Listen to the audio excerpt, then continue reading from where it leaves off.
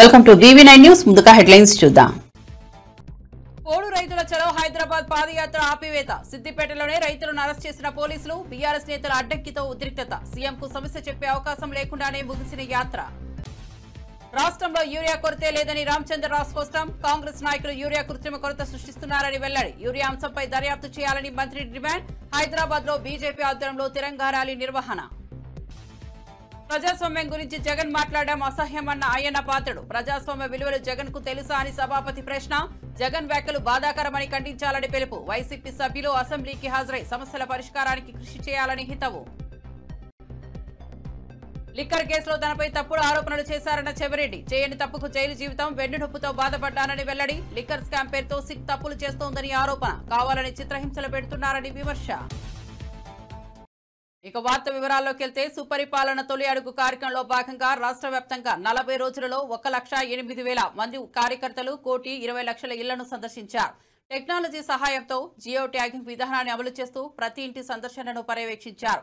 ప్రజల నుండి ఏడాది కాలంలో పొందిన లబ్ధులు, సంక్షేమ పథకాల ఫలితాలు, ప్రభుత్వ పాలనపై అభిప్రాయాలను సేకరించారు. గ్రామాలు, పట్టణాలు, దూర ప్రాంతాల్లో ప్రజలతో నేరుగా మమేకమై సూచనలు, సమస్యలను గుర్తించారు. ఈ సమాచారం ఆధారంగా సమగ్ర నివేదిక సిద్ధమవుతోంది.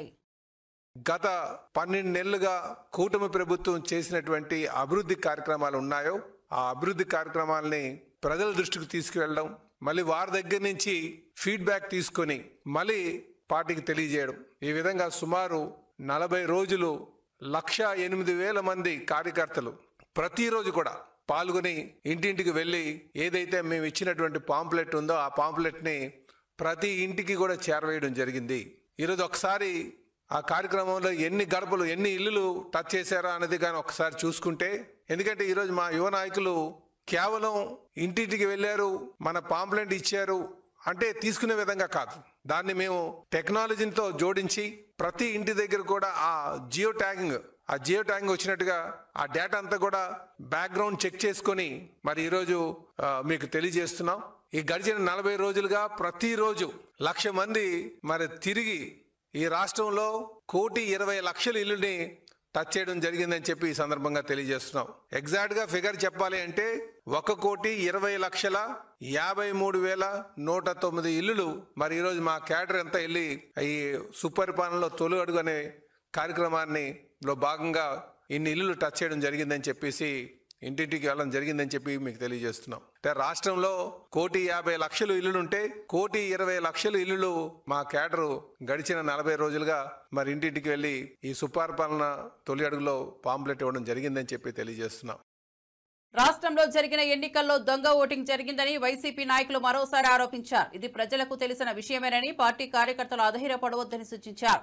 టీడీపీ ఈ గెలుపుతో ఆనందపడుతున్నప్పటికీ దొంగ ఓటర్లకే ఇది నిజమైన విజయం కాదని వ్యాఖ్యానించారు. త్వరలోనే టీడీపీకి గుణపాఠం చెప్పే రోజులు వస్తాయని హెచ్చరించారు. వైసీపీ శ్రేణులు ఐక్యంగా ఉండి పార్టీ బలపరిచే విధంగా ముందుకు సాగాలని. ఒకసారి ఉదయాన్నే చూస్తే వారు రాసిన టైటిల్స్, సబ్ టైటిల్స్ ఒకసారి చూస్తే ఉత్కంఠకు పడనున్న తెర అంట, నువ్వా నేనా అంట. లోకేష్ గారి స్టేట్మెంట్, ప్రజాస్వామ్యం నిలబడింది అంట. ఎవరిని నమ్మించడానికి ఈ మాదిరి రాతలు రాస్తా ఉన్నారు? అసలు ఓటింగ్ జరిగింటే కదా అక్కడ మీరు ఈ మాదిరి రాతలు రాయాల్సింది. జరిగిందే దొంగ ఓటింగు, దానికి మళ్ళా ఉత్కంఠ, దానికి మళ్ళా నువ్వా నేనా, దానికి మళ్ళా ప్రజాస్వామ్యం నిలబడింది అంటే మీ ఉద్దేశము దొంగ ఓటింగ్ జరిగిందన్న విషయం పులివెందుల మండల ఓటర్లకో లేక ఎంతో వైఎస్ఆర్ కడప జిల్లాకు సంబంధించిన ప్రజలకో మాత్రమే తెలుసు. రాష్ట్రంలోని మిగతా జిల్లాల వాళ్ళకు తెలియదు కదా. మన ఎల్లో మీడియాను అడ్డం పెట్టుకొని రాష్ట్రమంతా ఏదో నిజంగానే ఓటింగ్ జరిగింది, ఆ ఓటింగ్లో తెలుగుదేశం పార్టీ గెలిచింది అని చెప్పి మభ్యపెట్టచ్చు అని చెప్పి ఈ మాదిరి రాతలు రాయడము ఎంత అనైతికం అని చెప్పి నేను తెలియజేస్తా ఉన్నా. ఇది అనైతికం కాదా? అనైతికల్ కాదా? ఇది దొంగ ఓటింగ్ జరిగిందన్న విషయం మొత్తం స్పష్టంగా అందరికీ అర్థమైంది. అయినప్పటికీ మీరు ఈ మాదిరి రాతలు రాస్తా ఉన్నారంటే మీ న్యూస్ పేపరు, మీ ఛానల్ ఎంత అనైతికలో ఒకసారి గమనించుకోవాల్సిందిగా, ఇంట్రాస్పెక్ట్ చేసుకోవాల్సిందిగా నేను మనవి చేస్తా ఉన్నా. నిజమైన పోటీ జరిగి ఒక 5 ఓట్లతో తెలుగుదేశం పార్టీ గెలిచినా కూడా వారికి ఎనలేని తృప్తి సంతోషం ఉండేది, మాకు ఎనలేని బాధ ఉండేది నిజమైన పోటీ జరిగింటే. కానీ ఈ మాదిరి పోలీసుల సంపూర్ణ సహాయ సహకారాలతో వేలాది మంది తెలుగుదేశం పార్టీ కార్యకర్తలను ఈ 15 బూతుల దగ్గర పెట్టి, బూతులు ఎదురుగానే వాళ్ళని పెట్టి, మా పోలింగ్ ఏజెంట్లు లోపలికి పోకుండా అడ్డుకొని ఏజెంట్ ఫారాలు చించి, నిజమైన ఓటర్లు లోపలికి పోకుండా వాళ్ళ దగ్గర బలవంతంగా ఓటర్ స్లిప్పులు లాక్కొని లోపలికి వెళ్ళి దొంగ ఓట్లు వేసి, మరి ఈ మాదిరి జరిగిన దాన్ని ఎలక్షన్ అంటారా? దీన్ని ఎలక్షన్ అంటారా లేకుంటే ఇంకేమైనా అంటారా? మీరు గెలిచినామని చెప్పి మీరు అనుకోవాల్సిందే తప్ప ప్రజలు అనుకునే పరిస్థితే లేదు. ఎందుకంటే పాపం ప్రజలు ఓట్లు వేసింటే కదా. మీరు గెలిచినామని కేవలం మీరు అనుకోవాల్సిందే. మీ దొంగ ఓటర్లు కూడా కనీసం మీరు గెలిచినారనుకోరు, ఎందుకంటే వాళ్ళతోనే మీరు దొంగ ఓట్లు వేయించారు కాబట్టి. పులివెందుల మండల ఓటర్లు అసలే అనుకోరు, ఎందుకంటే వాళ్ళతో ఓటే వేయించలేదు కాబట్టి ప్రతిపక్ష పార్టీకి సంబంధించిన పోలింగ్ ఏజెంట్లను లోనికి రానివ్వకుండా, అదేవిధంగా నిజమైన ఓటర్లను లోనికి రానివ్వకుండా చేసుకున్న దాన్ని పోలింగ్ అంటారా, ఓటింగ్ అంటారా, దీన్ని ఎలక్షన్ అంటారా?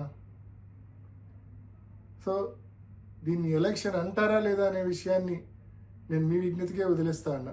నిజంగా ఇది అనైతికమైన ఎలక్షను. నిజంగా ఇది ఒక ఫార్స్, అబ్సల్యూట్ ఫార్స్ ఇది ఈ ఎలక్షన్ అనేది. సో నేను వైసీపీ కార్యకర్తలందరినీ నేను మనవి చేస్తా ఉన్నా, ఎవ్వరూ నిరుత్సాహపడాల్సిన అవసరం లేదు, ఎవ్వరూ బాధపడాల్సిన అవసరం లేదు. వీరికి గుణపాఠం చెప్పే టైం మనకు కూడా వస్తుంది. కానీ ఆ రోజు మనం ఈ మాదిరి దొంగ ఓట్లతో కాదు, మనం ఎప్పుడూ చేసే మాదిరి నిజమైన ఓటింగ్తోనే నిజమైన ఓటర్తో ఓటు వేయించి వీళ్ళకు గుణపాఠం చెప్దాము. తప్పకుండా ఆ రోజులు దగ్గరలోనే ఉన్నాయి. ఎవ్వరు నిరుత్సాహపడద్దండి, ఎవ్వరు బాధపడద్దండి. పులివెందులలో టీడీపీ విజయాన్ని నందమూరి బాలకృష్ణ చారిత్రాత్మకంగా అభివర్ణించారు. వైసీపీ కంచుకోటలో టీడీపీ జెండా ఎగరడం ప్రజాస్వామ్య పునరుద్ధరణకు నిదర్శనమని అన్నారు. 40 ఏళ్ల తర్వాత పులివెందులలో స్వాతంత్ర్యం సాధించామన్న భావనతో ప్రజలు ఆనందిస్తున్నారని పేర్కొన్నారు. ఈ ఫలితం టీడీపీ శ్రేణుల్లో కొత్త ఉత్సాహాన్ని నింపిందని తెలిపారు. ఈ ఉత్సాహంతో రాబోయే రోజుల్లో పార్టీ మరింత బలంగా ముందుకు సాగుతుందని విశ్వాసం వ్యక్తం చేశారు. ప్రాతినిధ్యం వహించి కూడా ఆయన ఇక్కడ విద్యకు ప్రాధాన్యత ఇచ్చి, విద్య కేవలం ధనవంతుడికి కాదు పేదలకు కూడా అందుబాటులో ఉండాలి విద్య అన్న ఆ రోజు ఎన్నో ఇన్స్టిట్యూషన్స్ స్టార్ట్ చేయడం జరిగింది. ఇక్కడ ఏ ప్రోవెల్లా సత్కారములు మహితమైన వారికి విద్యయే విద్యాభివృద్ధి కూర్చు అని అలా ఇలా ఒక దేవాలయం. ఇక్కడ ఎన్నో మంచి ర్యాంకుల్లో ఇక్కడి నుంచి బయటకి ఉన్నారు. సో ఇక్కడ ఉపాధ్యాయులకి ప్రిన్సిపల్ గారికి ఉపాధ్యాయులకి అందరూ కూడా ఇక్కడ ముఖ్యంగా పర్వతీయ సంస్థానం కోన జాతి సజాతమైన జాతిని ఆది వంశ సమున్నతిని అంటాం. అంటే ఎక్కడైతే పిల్లలు చదువుకుని వాళ్ళు ఒక ఉన్నత స్థాయికి వెళ్తారో, అంటే వాళ్ళు కేవలం వాళ్ళు ఉన్నత స్థాయికి వెళ్ళడమే కాదు, వాళ్ళు పుట్టిన ఊరికే తెలివి, వాళ్ళు పుట్టిన కుటుంబానికి తెలివి, పుట్టిన గడ్డకే తెలివి, ఊరికే తెలివి, అలాగే పుట్టిన జాతికే తెలివి, వాళ్ళు ఇక్కడ పాఠాలు చెప్పే ఉపాధ్యాయులే తెలివి, వాళ్ళందరూ కూడా గర్వించే విధంగా వాళ్ళు తిరిగి ఇటు వాళ్ళు చదువుకున్న విద్యా సంస్థలకి వాళ్ళు రుణం తీర్చుకుంటూ, అలాగే సమాజ సేవలో కూడా వాళ్ళు సమాజం పట్ల వాళ్ళ యొక్క కర్తవ్యాన్ని వాళ్ళు విస్మరించకుండా వాళ్ళు సేవలు అందిస్తున్నందుకు మరి అంత మంచి అంటే ఇప్పుడు ఎలా ఉందంటే విద్య అన్నది అందరి వాకిట్లోకి ఎలాగైతే ప్రజల వద్దకు పాలన, అలాగే విద్య అన్నది కూడా పేద ప్రజలకు ముందుకు తీసుకొచ్చి మరి ఇక్కడి నుంచి ఉత్తీర్ణైన వాళ్ళు విద్యా సంస్థకు నేను చెప్పినట్టు అందరూ కూడా పేరు ప్రతిష్టలు తీసుకొచ్చి సమాజానికి కూడా మంచి పౌరులు కావాలి. ఏది ప్రజాస్వామ్యం నిన్నేళ్ళు 40 ఏళ్ళు ఎక్కడ ప్రజాస్వామ్యం జరిగింది అన్ని వాళ్ళ అంటే వైసీపీ ఆరోపిస్తుంది కదా సార్. ఏంటి ఆరోపించేది? వాళ్ళు ప్రజాస్వామ్య పద్ధతిలో ఎన్నికలు జరగలేదు అంటారు. ప్రజాస్వామ్య పద్ధతిలో ఎన్నికలు జరగలేదు. ప్రజాస్వామ్యంగానే జరిగింది ఎన్నిక. జనం వాళ్ళ కాళ్ళకి ఎలాగైతే జరుపుకుంటాం స్వతంత్ర దినోత్సవం, అలాగే అక్కడ పులివెందులలో కూడా ఒక స్వాతంత్రం వచ్చింది అందరికి. ఊపి వాళ్ళ స్వేచ్ఛ వాయువులు పీల్చుకుంటూ ధైర్యంగా ముందుకు వచ్చి ఈ రోజు ఓట్లు వేశారు. సార్ ఎందుకు కూడా భయపడే 11 మంది ధైర్యంగా వచ్చి నామినేషన్ వేశారు. అక్కడంటే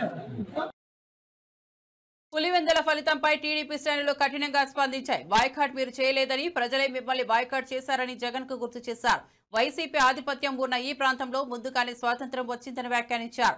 ప్రజలు ఇచ్చిన తీర్పు వారి అసంతృప్తికి ప్రతిబింబమని, ఈ ఫలితం రాష్ట్ర వ్యాప్తంగా రాజకీయ మార్పులకు నాంది కావచ్చని పేర్కొన్నారు. టీడీపీ జెండా పులివెందులలో ఎగరడం చారిత్రాత్మక ఘట్టమని తెలిపారు. ప్రజలు మిమ్మల్ని బాయ్కాట్ చేశారన్న విషయం మీకు తెలియజేస్తున్నాం. ఒక్క రోజు ముందు రోజే స్వాతంత్ర దినోత్సవం ముందు రోజే పులివెందుల్లో స్వాతంత్రం వచ్చిందన్న విషయాన్ని మీకు అందరికీ తెలియజేస్తున్నాం. ప్రజలు ఒక పక్క కార్యకర్తలు, ఒక పక్క ఎన్డీఏ కూటమి కార్యకర్తలు అందరం కలిసి ఈ రోజు సమిష్టిగా ఈ రోజు కృషి చేశాం. ప్రతి ఇంటికి మీరు ఎందుకు ధైర్యంగా మీరు ఓటేయండి, మేము ఉంటామని చెప్పి వాళ్లకు భరోసా ఇచ్చాం. ఆ భరోసాతో వాళ్ళు ఒక సంవత్సరంలో సూపర్ 6 పథకాలు కావచ్చు, రాష్ట్రంలో జరుగుతున్న అనేక సంక్షేమ పథకాలతో పాటు ఒక పక్క కడప రాష్ట్ర వ్యాప్తంగా అభివృద్ధి జరుగుతుంది. మరి కడపలో కూడా ముఖ్యమంత్రి గారు వచ్చినప్పుడు ప్రతిసారి వరాలు కురిపించడం, పులివెందులు కూడా మేము అభివృద్ధి చేశాం. ప్రజలకు కూడా అర్థమైపోయింది, జగన్మోహన్ రెడ్డి గారు అధికారం కోసం తన కుటుంబ సభ్యుల్ని హతమారుస్తారు. రాష్ట్రంలో యూరియా కొరత లేదని బీజేపీ రాష్ట్ర అధ్యక్షుడు రామచంద్రరావు తెలిపారు. కేంద్రం ఏ రాష్ట్రాన్ని నిర్లక్ష్యం చేయదన్నది పేర్కొన్నారు. కాంగ్రెస్ నేతలే యూరియా కృత్రిమ కొరత సృష్టిస్తున్నారని ఆరోపిస్తూ ఈ విషయంపై దర్యాప్తు జరపాలని వ్యవసాయ శాఖ మంత్రి తుమ్మల నాగేశ్వరరావును డిమాండ్ చేశారు. స్వాతంత్ర దినోత్సవం సందర్భంగా Hyderabad necklace road MMTS station నుంచి సచివాలయం పక్కనున్న అంబేద్కర్ విగ్రహం వరకు బీజేపీ ఆధ్వర్యంలో తిరంగా ర్యాలీ నిర్వహించారు. యూరియా కొరత లేదు. యూరియా ఎప్పుడు కూడా మేము తక్కువ సప్లై చేయలేదు. అన్ని రాష్ట్రాలకు సమానంగా వారికి అవసరం బట్టి మేము సప్లై చేస్తాము. ఒక తెలంగాణలోనే ఎందుకు కొరత ఉన్నది? నేను తుమ్మల నాగేశ్వరరావు గారిని, రేవంత్ రెడ్డి గారిని అడుగుతా ఉన్నాను. మేము గతంలో కూడా చెప్పాము, మీకు రబీలో మీకు 12 చిలుకులు 1,00,000 మెట్రిక్ టన్స్ వస్తే, ఖరీఫ్లో కూడా మీకు దాదాపు 6.9 వస్తే, ఇంకా రావాల్సింది కూడా మీకు కొన్ని వస్తున్నాయి. గత సంవత్సరం కన్నా మీకు మిగులు ఎక్కువ ఉన్నది. గత సంవత్సరం వాడకం ఎక్కువ ఎందుకు అయిందని మీరు అడుగుతా ఉన్నాం. ఈ వాడకం, యూరియా వాడకం వల్లనే ఈరోజు కృత్రిమమైనటువంటి ఒక కొరత మీరు కాంగ్రెస్ నాయకులకు సృష్టించారు. దళారీ వ్యవస్థను పెంచడానికి, యూరియా బ్లాక్లు అమ్మడానికి మీరు దీనిపైన మీ యొక్క నాయకుల ఒక ప్రోత్సాహంతో కొంతమంది యూరియా దళాలి, కొంతమంది ఎరువుల దళాలు చేస్తూ ఉన్నారు. కాబట్టి దీనిపైన దర్యాప్తు చేయాల్సిందిగా ఈ తుమ్మల నాగేశ్వరరావు గారిని అడుగుతున్నాను. మీకు దమ్ముంటే నేను ఛాలెంజ్ చేస్తున్నాను, ఈరోజు కూడా పేపర్లు మీరు తీసుకురండి, నేను తీసుకొస్తాను, కూర్చుందాము. ప్రజాస్వామ్యం గురించి జగన్ మాట్లాడడం వినటానికి అసహ్యంగా ఉందని శాసనసభాపతి అయ్యన్న పాత్రుడు అన్నారు. ప్రజాస్వామ్య విలువలు అతనికి తెలుసా అని ప్రశ్నించారు. ముఖ్యమంత్రి చంద్రబాబుపై జగన్ వ్యాఖ్యలు బాధాకరమని పేర్కొని ప్రజాస్వామ్యవాదులందరూ వాటిని ఖండించాలని పిలుపునిచ్చారు.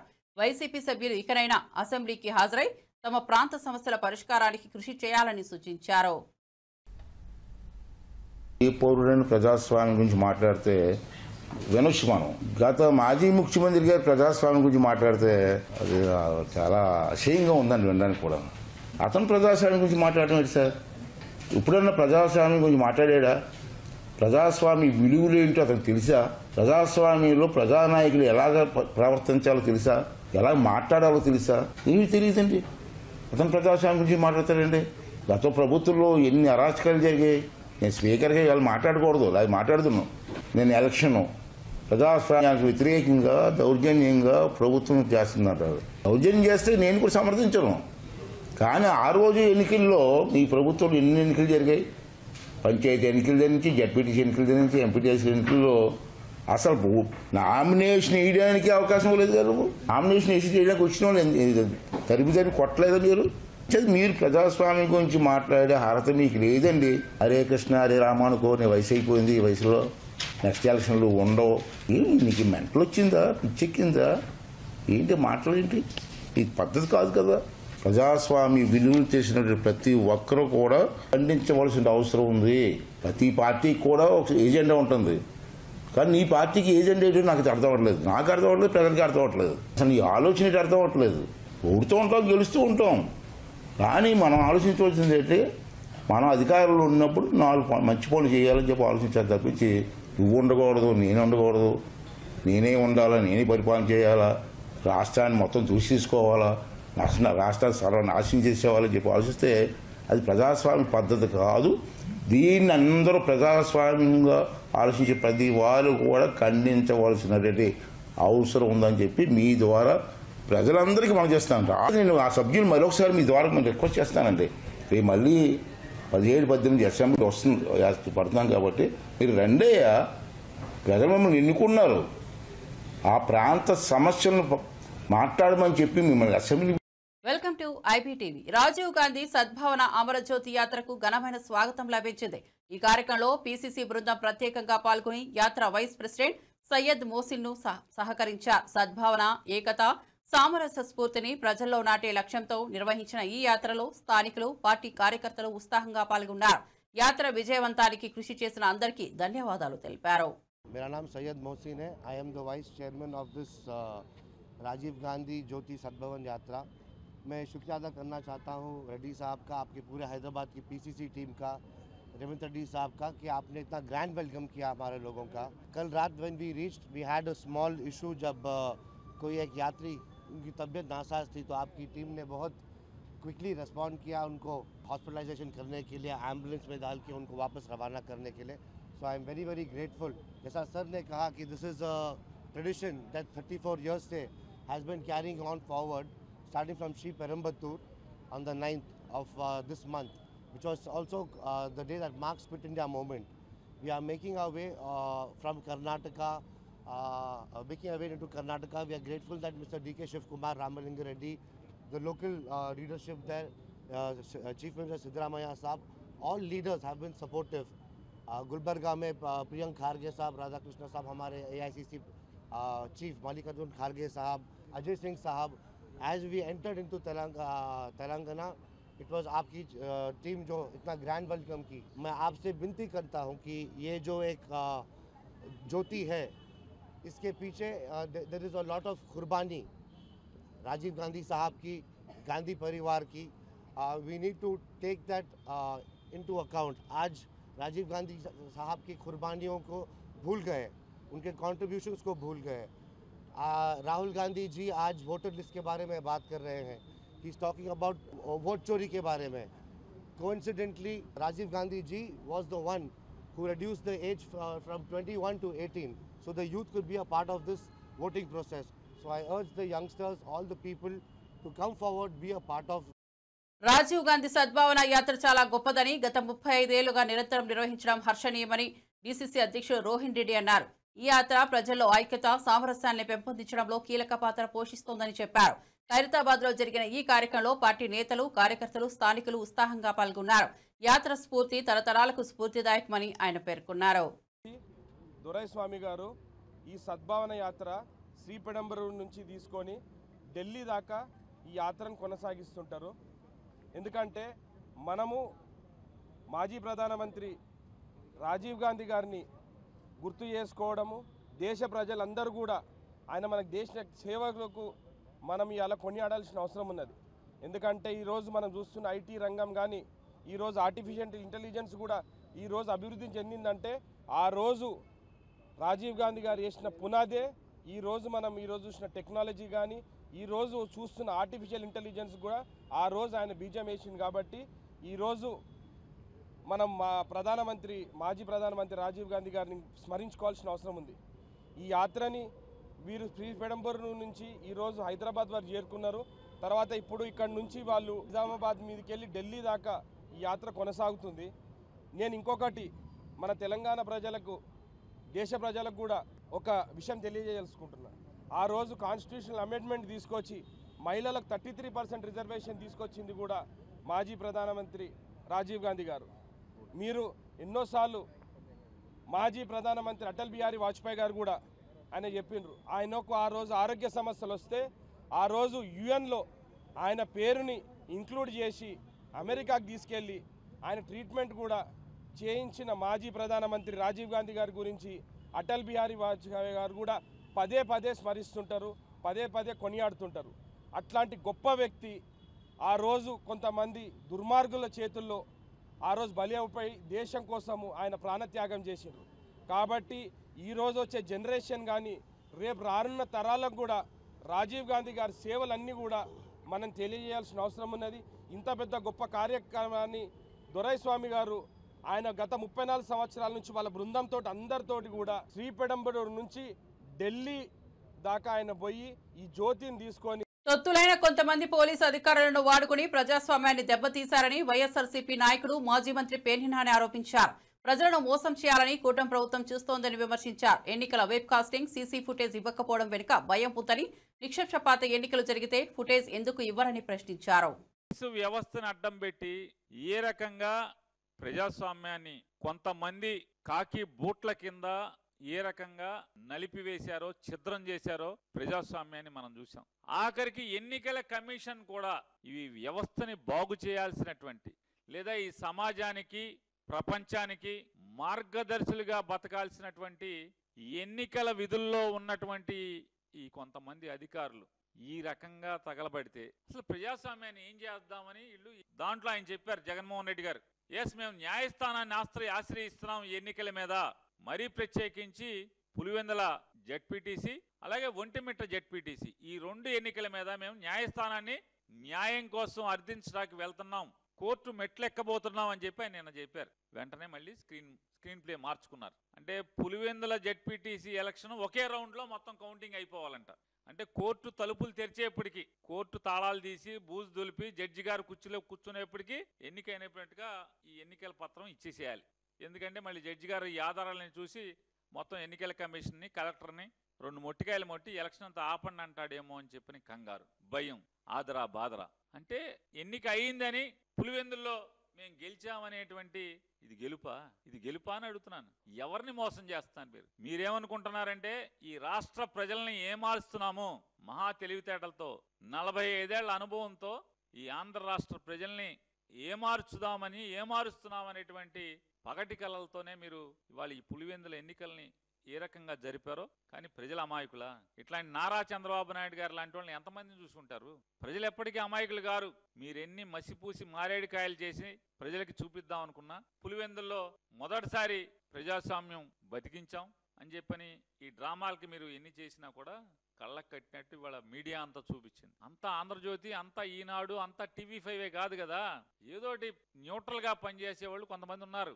వాళ్ళు ఈ ప్రపంచానికి చూపించారు ఆల్రెడీ అక్కడ ఏం జరుగుతుంది అని చెప్పని. వెనకటికేదో చెప్పిన సామెతగా ఎవడే అంటే వీళ్ళ బతుకు బండారాన్ని వీళ్ళే బయటెట్టుకున్నారు. అయ్యా, ఎన్నికలు జరిగిన తంతంతా కూడా సీసీ ఫుటేజీల్ని సమాజానికి ఇవ్వండి, మీడియా ప్రపంచానికి ఇవ్వండి, రాజకీయ పార్టీగా ఆ ఎన్నికల్లో పోటీ చేసినటువంటి అభ్యర్థులకు ఇవ్వండి, వెబ్ కాస్టింగ్ ఇవ్వండి, వెబ్ కాస్టింగ్ జరిగినటువంటి తీరు మొత్తాన్ని, ఆ రికార్డ్స్ అన్ని ఇవ్వండి అని చెప్పని ఆయన నిన్ను అడిగారు. ఎందుకు ఇవ్వరని అడుగుతున్నాను. ఎన్నికల కమిషన్ కూడా మేము ప్రశ్నిస్తున్నాం. ఎందుకు మీకు భయం? నిజంగా మీరు ధర్మబద్ధంగా, పారదర్శకంగా, శాంతియుతంగా, నిష్పక్షపాతంగా, ప్రజాస్వామ్యబద్ధంగా ఎన్నిక జరుపుంటే ఈ రాష్ట్ర ఎన్నికల కమిషనర్ కానీ లేదా జిల్లా కలెక్టర్ కానీ, ఎన్నికల బాధ్యతలు నిర్వహించినటువంటి జిల్లా కలెక్టర్ కానీ ఆ వెబ్ కాస్టింగ్ లేదా సీసీ ఫుటేజీలు కానీ ప్రపంచానికి ఎందుకు ఎవరు? భయం, మీకు భయం. ఆసిఫాబాద్ జిల్లా చింతనమాలేపల్లి మండలంలో రైతులకు మద్దతుగా బీఆర్ఎస్ చేపట్టిన నిరసనలో ఉద్రిక్తత చెలరేగింది. నిరసనలో పాల్గొన్న ఆర్ఎస్ ప్రవీణ్ కుమార్ పోలీసు వాహనాన్ని అడ్డుకోవడంతో ఆయనను పోలీసులు అరెస్ట్ చేశారు. ఈ ఘటనతో కాగజ్ నగర్ లో పరిస్థితి ఉద్రిక్తంగా మారి అదనపు బలగాలను మోహరించి నియంత్రణ చర్యలు చేపట్టారు.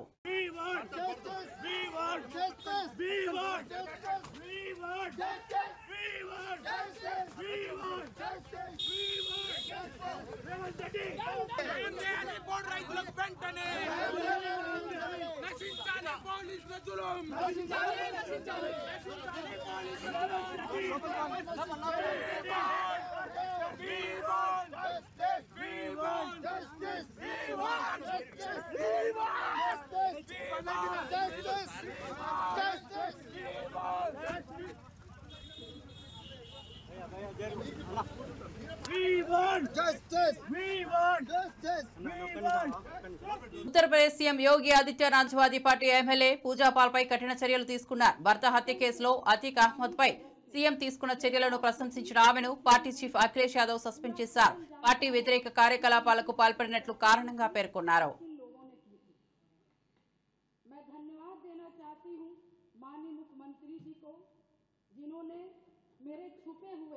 उन आंसुओं को देखने का काम किया जो वर्षों में किसी ने देखने का काम नहीं किया। मेरा दुख, मेरा तकलीफ माननीय मुख्यमंत्री जी ने देखने का काम किया और सही मायने में मुझे न्याय दिलाने का और देने का काम किया।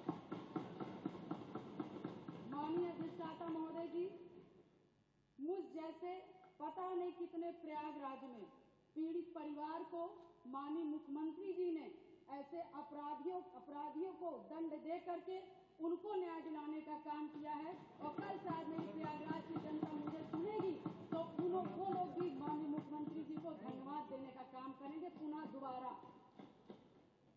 और माननीय अध्यक्ष जी, मेरे जैसे पता नहीं कितने महिलाओं की सिंदूर को मिटाया गया, पता नहीं कितने माताओं की गोदी सूनी कर दी गई। मैं धन्यवाद देना चाहती हूँ ऐसे मुख्यमंत्री जी का। ప్రముఖ సింగర్ రాహుల్ సిప్లిగంజ్ సీఎం రేవంత్ రెడ్డిని కలిశారు. ఇటీవల సిప్లిగంజ్ కు ప్రభుత్వం కోటి నగదు ప్రోత్సాహకం అందించింది. దీంతో జూబ్లీ హిల్స్ లో సీఎం నివాసంలో ఆయన్ను కలిసి రాహుల్ కృతజ్ఞతలు తెలిపారు. ఈ సందర్భంగా రాహుల్ ను రేవంత్ శాల్వాతో సన్మానించారు. అప్డేట్స్ కోసం చూస్తూనే ఉండండి BV9 న్యూస్.